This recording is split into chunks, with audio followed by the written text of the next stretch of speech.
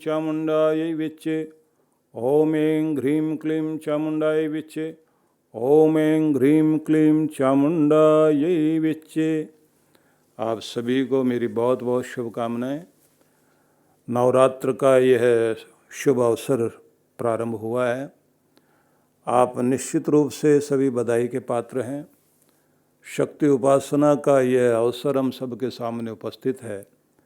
इन दिनों आप ज़्यादा कुछ नहीं कर सकते तो कम से कम दुर्गा सप्तशती के वह सप्त श्लोकी दुर्गा उसे आप मंत्र पाठ कर सकें तो बहुत अच्छा है।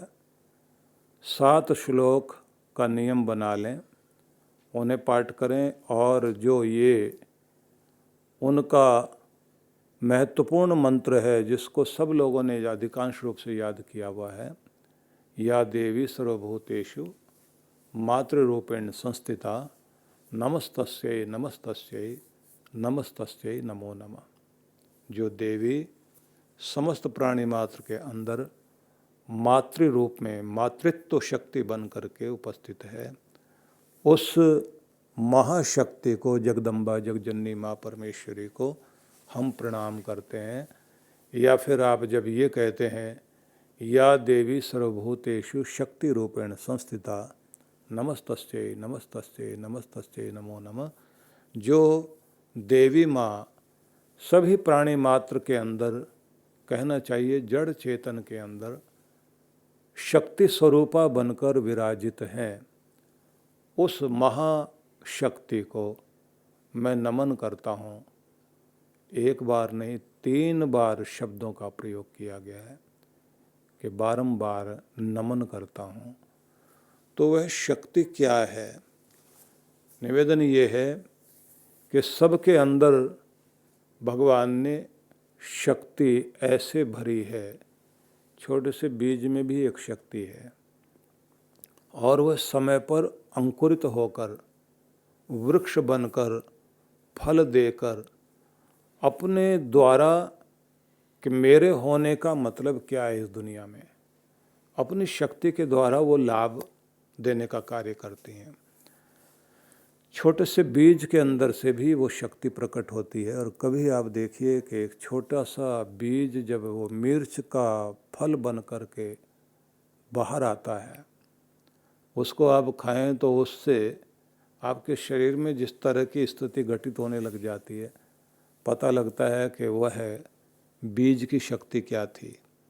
छोटे से बीज में भी अलग अलग तरह की शक्ति है। जैसे कुछ बीज होते हैं जिनमें वो फूल के पौधे होते हैं जिनके अंदर से सुगंध प्रकट होती है और चारों तरफ सुवास फैल जाती है। तो कोई सुगंध की शक्ति है, कोई तीखेपन की शक्ति है, कोई मिठास की शक्ति है, कोई रोग हरने की शक्ति है। अलग अलग रूपों में शक्ति सब जगह जड़ चेतन में विराजित है वह। और कमाल तो ये है कि जितने भी हमारे पशु पक्षी कीट पतंग है, उन सब के अंदर भी वो जगदम्बा शक्ति बनकर बैठी हुई है। उस शक्ति को नमन करने का मतलब है कि उस शक्ति को हम जागृत करें, और इस रूप में जागृत करें कि वह शक्ति शिव के साथ मिल सके और उस शक्ति का हम उपयोग कर सकें। जरा सोच के देखिए, शक्ति का उपयोग जब कोई सीखता है, जैसे जेम्स वाट ने भाप का इंजन, पहले तो यही इंजन काम करते थे, बहुत ज़्यादा काम करते थे। स्टीम इंजन जो है रेलवे में यूज किए गए और चीज़ों में भी यूज किए गए। तो केतली में भाप बनी और उसने ढक्कन को उठा के फेंक दिया, तो इसको ही देखकर ये समझ लिया कि एक पावर काम कर रही है भाप के रूप में, स्टीम के रूप में। उस स्टीम का उन्होंने उपयोग कर लिया। शक्ति तो जगह जगह अपना अपने रूप में बैठी हुई है, हमें उपयोग आ जाए। ऐसे हमारे अंदर भी वो शक्ति है। उस शक्ति को हम अपने सहस्रार चक्र तक लेकर जाएं, जहाँ हमारा आनंद विराजित है।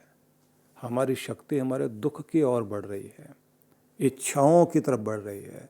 इसे ऊपर उठाकर अपने उत्थान के लिए लगाएं। तो आइए शक्ति उपासना करें, शक्ति को जानें, शक्ति माँ से प्रार्थना करें, हमारे रोग कष्ट कलेश मिटें और हमारा कल्याण हो। आप सबको बहुत बहुत बधाई, बहुत बहुत आशीर्वाद।